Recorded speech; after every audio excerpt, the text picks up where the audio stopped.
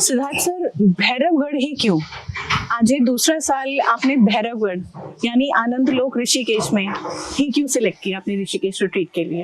Actually सही माने बताऊं तो ये मेरी चॉइस नहीं थी, और मुझे पता भी नहीं था कि भैरवगढ़ नाम की कोई जगह भी है पहाड़ों में, और ऐसी भी कोई जगह है। जैसा हम इसको खड़े हैं, यहाँ गौशाला है, और अभी हम दिखाएंगे हमारे कैमरे में पैन करके कि हमारे आसपास वनस्पति बहुत सारी चीजें हैं। मेरी वाइफ आई थी और कहीं नोन से उन्हें पता लगा कि ये भी एक जगह है जहां पर ये सिर्फ फॉरेनर्स को अलाउ करते हैं, क्योंकि मैक्सिमम इंडियन लोग शोर शराबे को ज्यादा चाहते हैं जी, मस्ती मजाक को चाहते हैं। ये जगह ऐसी है कि यहाँ पर ध्यान लगता है और उसके अलावा कुछ नहीं लग पाता। यदि आप चाह रहे हैं कि आपको एंटरटेनमेंट मिलेगा तो सिर्फ प्रकृति से एंटरटेनमेंट मिलेगा।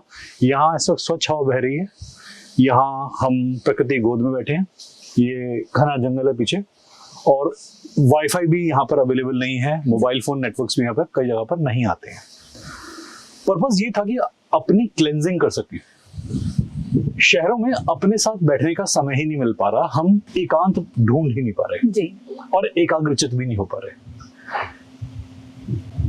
शूट करने के लिए हमारे पास बहुत सारी जगह थी, सब कुछ था, पर हम यहाँ पर आके कर रहे हैं इस गौशाला में, इन गऊ के पास में। जी, ये बहती हवा हमें महसूस करा रही है कि एक्चुअल में एयर कंडीशन एटमॉस्फेयर्स, वो क्लोज विसिनिटीज, वो सीमेंट की चादरें हमारी जिंदगी नहीं है। असली महत्व यहाँ का है, और जब हम इन लोगों से, इन प्रकृति के अंशों से जुड़ते हैं तो हमें अपना जीवन फील होता है।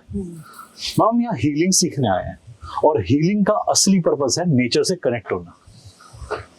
हमें खाना खाने को जो मिल रहा है वो यहीं का उगा हुआ है। हम जो पानी पी रहे हैं वो गंगा का पानी है जी, हम जो हवा में सांस ले रहे हैं वो हिमालय की तराइयों की प्यारी एक मनोरम हवा है। हम ऐसे में कौन हील नहीं हो पाएगा। तो भैरवगढ़ इसलिए क्योंकि यहाँ पर एक तो महादेव के भैरव अंश का साथ है, और जैसे भैरवगढ़ आपने नाम लिया, ये पहाड़ी जब बनी थी तो ये पहाड़ी बेसिकली एक योगी थे, आपको स्टोरी में पता होगा कि जिन्होंने इस जगह को ढूंढा था। वो योगी इस जगह को दूर से पहचान गए थे कि यहाँ कुछ है, और उन्होंने अपना आश्रम यहाँ पर बनवाया। इस जगह पर अभी हम अगले शूट्स में दिखाएंगे कि यहाँ मंदिर भी है, यहाँ गौशाला भी है, यहाँ आश्रम भी है, यहाँ वन और वनस्पति को बहुत कम नुकसान पहुंचाकर ये सारा वातावरण बनाया गया है, इसीलिए भैरवगढ़।